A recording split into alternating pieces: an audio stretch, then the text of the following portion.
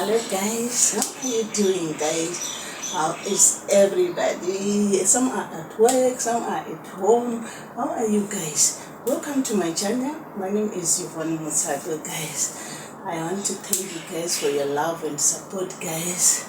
Don't forget to subscribe, like, share my videos. Don't forget to comment guys. I want to thank you for your love. You are showing me love guys. I now feeling that I am special because of your love guys. I also want to welcome all my new subscribers in this channel.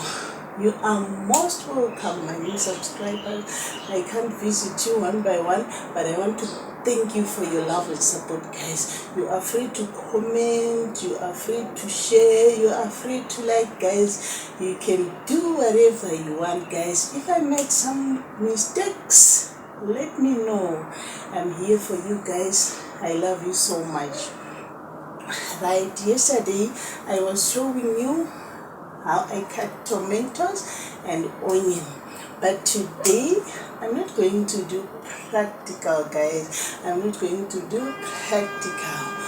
Right, I want to tell you what happened when I visit my kids for the first time after amputation guys. That was my greatest fear.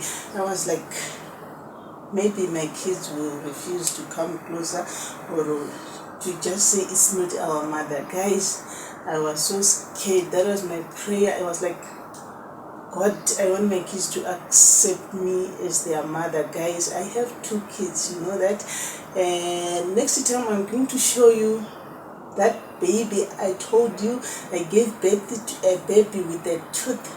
I'm going to show you that baby next time guys. I'm going to show you. So I was telling my husband that I want to go home, visit my parents and my kids. My parents were already crying, telling me that I must come home. We want to see how they did it. You know parents guys, you know parents, they were worried about me. They wanted to see me. So that time they were doing that, money was not there. It was that time my husband working as a security. So the first salary he got on his new job, that time when he find a new job as a mechanic, his first salary, I was like, baby, give me that money. I want to visit my kids and my parents. My husband was like, no, you can't go alone. You can't. That one is a nanny starter. You can't go alone. Maybe after 3-4 months, I can't work for 1 month and ask my boss to go home. It's not making sense. And I was like, I want to go. I can go alone guys. I tried to convince my husband, but he refused. I tried to talk to my sister. My sister was on the same side with my husband. She didn't want me to go home alone. So this other day I was like, you know what baby, let's make a plan. I can go home alone. I get inside the bus with a bucket. When people go for recess, I do my recess in the bus. He said, do you think conductors and drivers allow you to do that? And I said, yeah. And he said, no problem. We must go there. I'm going there to the bus terminal with you. We are going to say this when you are there. They need to see your condition so that they won't be surprised tomorrow when you want to go. So we went there. We see this other conductor Chico in that bus, Mlaudzi. Yeah, in that bus, Mlaudzi bus. So we talked to him. My husband was like, you know what, I want my wife to go home. I want you to take her home, but she is going alone. She uses a wheelchair, but I don't want her to come out of the bus until she get home. My husband wanted me to go out of the bus in Mutare, from Joburg to Mutare. It's about 8 to 18 hours, guys, sitting in the bus. That conductor was like, no problem. But the problem that time was, it was COVID time. They wanted that later that you have those injections, COVID injections, paid pre-reporter course. And that conductor say, do you have papers for COVID? And I said, no, my doctor asked me not to take it because I'm on warfarin, my blood is not fine. He said, okay, you can come. What about your passport? And I say, my passport is fine. You know what? To my surprise, people were paying 1,000 rand to go to Zimbabwe. It was 1,500 to go to Zimbabwe. But that connector say, you need to pay 600 rand only. I paid 600 the following morning. I went to the bus terminal. I get inside the bus, guys. To my surprise, they prepare a 3-seater just for me, guys. Thank you so much, Mulauzi Bus Service. I love you guys for your love and support, guys. So I went to Zimbabwe. I was like, if I feel like I want to sleep, I sleep. If I feel like I want to, I was free, guys. I want to thank them.